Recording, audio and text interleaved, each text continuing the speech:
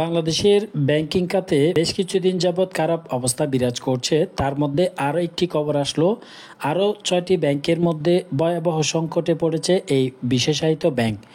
এই ব্যাংকগুলোর মধ্যে কোন কোন ব্যাংকগুলো রয়েছে, বর্তমানে কী ধরনের সংকটে পড়েছে, এই 6টি ব্যাংক নিয়ে A to Z বিস্তারিত জানাবো আজকের ভিডিওতে।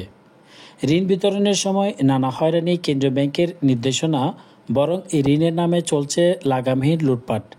এখন খেলাপি ঋণ আদায়ে মামলা করলেও বাধা হয়ে দাঁড়িয়েছে রিট অর্থাৎ বাংলাদেশ রিকভারি আইন ট্রাইব্যুনাল। আর সময় মতো টাকা আদায় করতে না পারায় ঋণ ঘাটতির অঙ্ক পৌঁছাচ্ছে ঋণাত্মক পর্যায়ে। সব মিলিয়ে গভীর সংকটে পড়েছে দেশের আরও 6টি বিশেষায়িত ব্যাংক। বিষয়টি নিয়ে উদ্বেগ প্রকাশ করেছেন অর্থ মন্ত্রণালয়ও। এই তথ্য উঠে এসেছে সম্প্রতি অর্থ মন্ত্রণালয়ের আর্থিক প্রতিষ্ঠান বিভাগের সঙ্গে বিশেষায়িত ব্যাংকের ব্যবস্থাপনা পরিচালকদের বৈঠকে। উল্লেখযোগ্য যেসব ব্যাংক নিয়ে এই উদ্বেগ তা হচ্ছে বাংলাদেশ কৃষি ব্যাংক, রাজশাহী কৃষি উন্নয়ন ব্যাংক, কর্মসংস্থান ব্যাংক, আনসার বিডিবি উন্নয়ন ব্যাংক, প্রবাসী কল্যাণ ব্যাংক ও বিএফসি ও পল্লী সঞ্চয় ব্যাংক।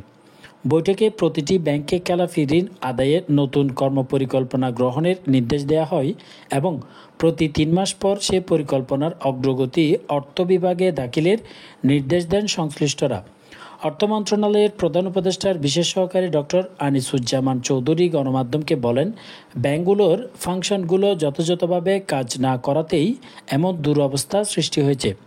বিষয়টি কেন্দ্রীয় ব্যাংকের দৃষ্টিগোচর করা হবে। বর্তমান অন্তর্বর্তী সরকারের দায়িত্ব দেওয়ার পর থেকেই ব্যাংক খাতের চিত্র ঘোলাটে হতে শুরু করে। ঋণের নামে লুটপাট, খেলাপি ঋণের অস্বাভাবিক বৃদ্ধি এবং রাষ্ট্রায়ত্ত বাণিজ্যিক ব্যাংকগুলোর ভান্ডার শূন্য করে ফেলা দুর্নীতিবাজ ব্যবসায়ীদের প্রকৌশলের ছবি ধরা পড়ে সরকারি আলোচনায়। ঋণ পুনঃতফসিলীকরণের জারি হওয়া বাংলাদেশ ব্যাংকের সাম্প্রতিক প্রজ্ঞাপন নিয়ে উদ্বেগ প্রকাশ করেছেন কর্মসংস্থান ব্যাংকের ব্যবস্থাপনা পরিচালক অরুণ কুমার চৌধুরী। তিনি বলেন, নতুন নিয়মে রিসিডিউলের সময়কাল কমিয়ে দেওয়া হয়েছে, এতে খেলাপি ঋণ আরও বাড়তে পারে। আমরা বিষয়টি বাংলাদেশ ব্যাংককে জানিয়েছি। রাজশাহী উন্নয়ন ব্যাংকের এমডি ওয়াহিদা বেগম আরও জানান, বাংলাদেশ ব্যাংকের একটি সার্কুলারে বলা হয়েছে, কৃষি ঋণের সুদসহ মোট পরিমাণ মূল ঋণের দ্বিগুণ হলে এরপর আর সুদ ধার্য করা যাবে না। ফলে অনেকেই ইচ্ছাকৃত ঋণ পরিশোধ করবে না। অবলোকনকৃত ঋণের বিপরীতে নগদ আদায়ের হার লক্ষ্যমাত্রার চেয়ে অনেক কম হওয়ায় বৈঠকে অসন্তোষ প্রকাশ করেন মন্ত্রণালয়ের সংশ্লিষ্ট কর্মকর্তারা। বর্তমানে এই 6টি ব্যাংক আরও সংকটে পড়তে পারে বলে আশঙ্কা করছেন সংশ্লিষ্ট ব্যক্তিরা।